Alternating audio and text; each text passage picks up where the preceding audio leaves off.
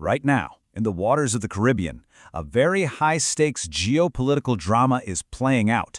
We're talking warships, we're talking global powers, and the fate of an entire nation is literally hanging in the balance. This is the anatomy of the Venezuelan standoff. And really, it all boils down to one critical question that has diplomats and military planners on edge all over the world. Is the United States actually preparing for direct military action in Venezuela? Let's break down what's really going on here. So to really get a handle on how serious this moment is, you first have to look at the sheer amount of military hardware that's being positioned in the region. Since August, the U.S. has ordered its largest military buildup in Latin America and the Caribbean since the 1989 invasion of Panama. And we're not talking small-time stuff here. You've got the world's largest aircraft carrier, the USS Gerald R. Ford, leading a whole flotilla. B-52 bombers have been spotted just off the coast, and special ops forces are on the ground in the region. And to really ramp up the tension, there have been over 20 kinetic strikes. And yeah, that means direct military attacks on boats that are supposedly trafficking narcotics from Venezuelan ports. Now, the official story, the justification for this massive deployment, is a counter-narcotics operation. But a lot of analysts are, pretty skeptical. They're quick to point out that the main cocaine trafficking routes to the U.S. don't even run through the Caribbean. They're in the Pacific and Central America. So this has fueled this widespread suspicion that the drug war is really just a convenient excuse for a much older goal, deposing President Nicolás Maduro. So that begs the question, right? If the pressure is mounting this high, how has Maduro managed to hold on to power for so long against these huge internal and external challenges? To get that answer, we actually have to go back in time. The regime's entire survival strategy, its whole playbook, was forged in the fire of one single event that just shook the country to its core.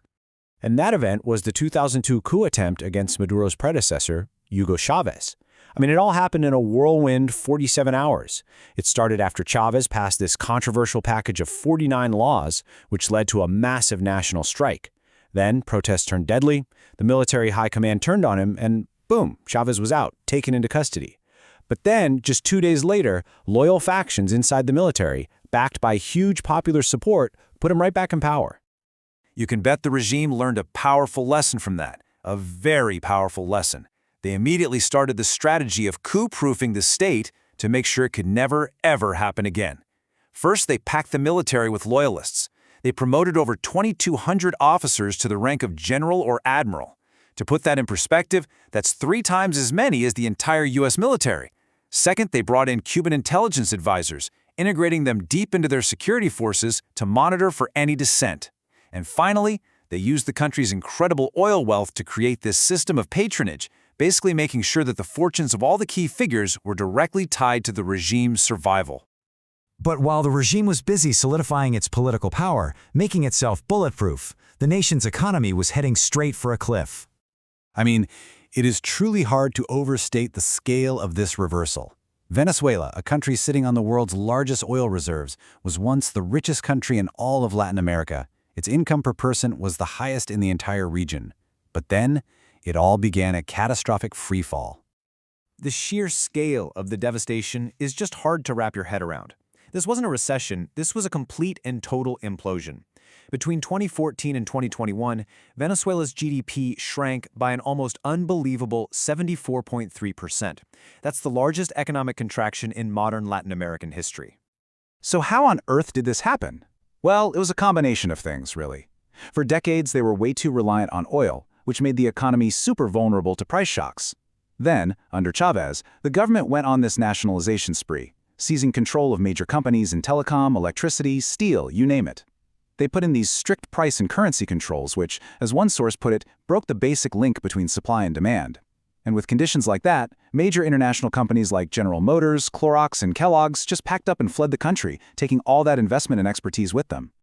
And the human cost, well, it's been absolutely staggering. The economic collapse kicked off a massive humanitarian crisis, forcing 7.9 million people to flee their homes as refugees and migrants. Think about that. It's now the second largest displacement crisis in the entire world, right behind the war in Syria.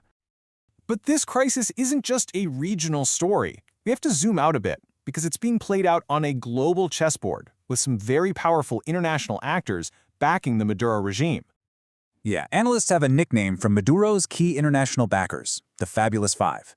You've got Russia, acting as a lender of last resort and a primary military supplier. Then there's China, a major creditor holding over $20 billion in Venezuelan debt. Cuba, of course, is a core ideological partner, providing critical intelligence and security support. Iran collaborates on ways to get around sanctions and on military tech. And then there's Turkey, which has become a key player in Venezuela's illicit gold trade, providing a vital economic lifeline. At the end of the day, these alliances are the reason the regime has been so resilient. They provide the economic lifelines, the military hardware, and the diplomatic cover that allows Maduro to withstand the immense pressure from sanctions coming from the US and the European Union. Okay, so let's pull all this context together. You have the military buildup, the coup-proof state, the completely ruined economy, and these powerful global alliances. It all brings us right back to the present moment and to that critical question: what happens next? You hear a lot of people comparing the current situation to the 1989 U.S. invasion of Panama, but that comparison really breaks down fast. Panama was a small country, just 2.4 million people, where the U.S. already had a huge military footprint and deep intel networks. Venezuela, on the other hand, is geographically 12 times bigger. It has no U.S. military presence, and like we've been talking about, it has spent 2 decades building a coup-proof, highly militarized state that was designed specifically to resist this exact scenario.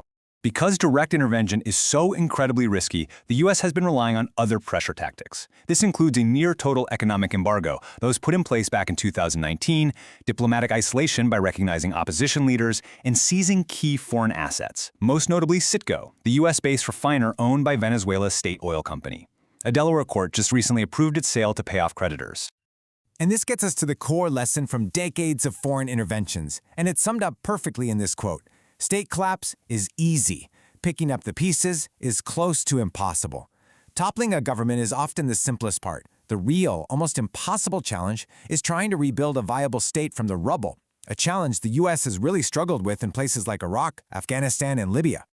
Which leaves us with the final and really the most essential question. In a nation that's already been fractured by economic collapse, by political polarization, and is now facing the threat of military conflict, if the Venezuelan state finally does break, who will be there to pick up the pieces?